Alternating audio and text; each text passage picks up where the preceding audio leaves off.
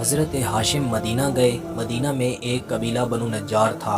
وہاں کی ایک خاتون انہیں پسند آ گئی اور ان سے نکاح کر لیا، اور اس خاتون کا نام سلمہ تھا، سلمہ بنت عبدالعزیٰ، اور تجارت کی غرض سے مدینہ سے شام چلے گئے، اور حضرت سلمہ سے بولے کہ جب میں واپس آؤں گا تو آپ کو ساتھ لے کر مکہ میں جاؤں گا، لیکن قسمت میں کچھ اور تھا۔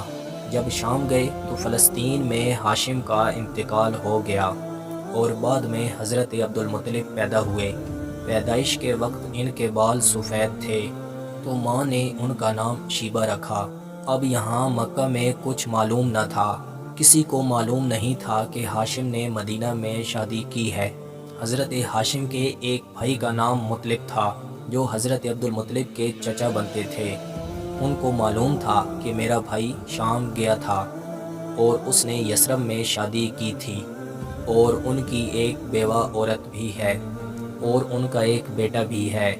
لہٰذا وہ یثرب آئے اور اس بچے کو مدینہ سے مکہ لے آئے۔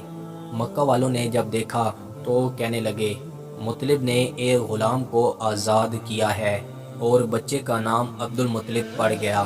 حضرت ہاشم کے بھائی جو مطلب تھے وہ کہنے لگے کہ یہ میرا غلام نہیں ہے، یہ میرے بھائی کا بیٹا ہے، لیکن اس کے باوجود ان کا یہی نام پڑ گیا، اور کچھ دنوں بعد مطلب کا انتقال ہو گیا۔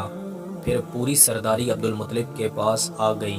اتنے زیادہ کامیاب ہوئے کہ سب سے زیادہ عزت ان کو ہی ملی۔ واقع فیل انہی کے دور میں ہوا تھا۔